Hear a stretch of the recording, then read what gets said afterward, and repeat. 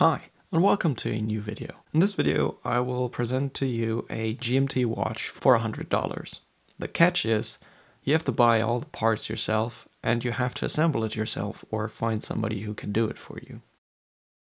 This watch is a watch that I built myself from parts that are readily available on eBay or on AliExpress, and the watch is built around the Seiko TMI NH34 GMT movement, which has the NH35 as a base caliber and then builds on with a GMT function as an addition. So the watch features a second hour hand that rotates within 24 hours instead of 12 hours and gives you the opportunity to set an independent second time zone or display day and night by using the 24 hours. I bought this watch in parts from different vendors and different sources to create my own version of what I wanted to have in a GMT that also represented a sort of explorer style watch. These are the parts that I found. There are other parts to build a different style of watch if you want to have a different style of watch. A GMT complication is one of the more interesting small complications that you can have in an everyday watch. It can be pretty useful in many instances. If you work with international partners or if you travel a lot, to select an independent second time zone. GMT watches were not easily available, and when Seiko used the NH35 as a platform to build on a GMT complication, that opened up a inexpensive mass market for smaller priced GMT watches. This movement is used in the current Seiko 5 GMTs, where it works as the 4R34 movement, but it is also available to third parties as the NH34, and this is what we have here. A while back I did a review video about the base caliber for this watch, which is the Seiko NH35 platform, and discussing reliability and serviceability and accuracy. This video is linked down in the description down below, in the top right corner of this video right now, and the link is also pinned as the top comment below this video. So if you want to know more about this movement, you can check out this video. This watch is not an official Seiko product, and it is also not a kit watch. So it is not an assembly of parts that you can buy from one vendor and then assemble yourself. I really had to pick all of these parts individually for myself. Unfortunately, this dial was branded Seiko, although it's not an official Seiko product, but that was not really disclosed during the buying process to me. So I ended up with a Seiko dial, but note, this is not an official Seiko product. The only real Seiko thing here is the Seiko TMI NH34 movement. The parts available are all based and built to the dimensions of the NH34 and are usually interchangeable and can typically be arranged with each other without problem. The only thing you have to look out for when buying all of these parts is that you buy parts that are specifically for the NH34. This way you end up with the correct hands, the correct case, the correct dial, and that all makes your process of assembly a lot easier. The individual prices of the parts are noted while building the watch as well, so that you can have a rough estimate of what to pay for certain components. Those prices in my case include also shipping, but as I said, depending on your location, prices can vary drastically. I bought all the parts separately on eBay and on AliExpress, and although the price can differ a little bit depending on your location at the time when you're buying, this watch came in at just a little bit more than $100. $104 to be exact. In the second part of this video, I will show you how you can assemble a watch like this. This is specifically for the GMT version of the watch, but it also works for every other three-hand configuration of the NH35 movement or the NH36 movement with the day and weekday indication as well. I won't narrate the second part of the video, but you can use it as a guide, and there are a lot of helpful tips within that second part of the video. So let's build this watch.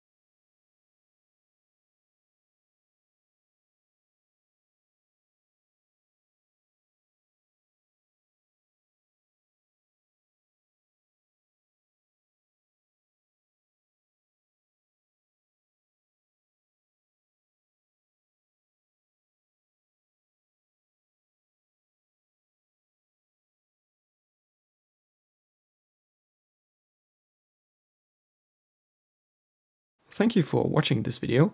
I hope you enjoyed it. Like and subscribe if you don't want to miss out on new videos in the future. And you can also follow me on Instagram for more content. You find the link for Instagram in the video description. If you have any watchmaking related questions, or if you have any ideas for future videos, feel free to comment them in the comment section down below. Thank you, and I hope to see you in the next video again.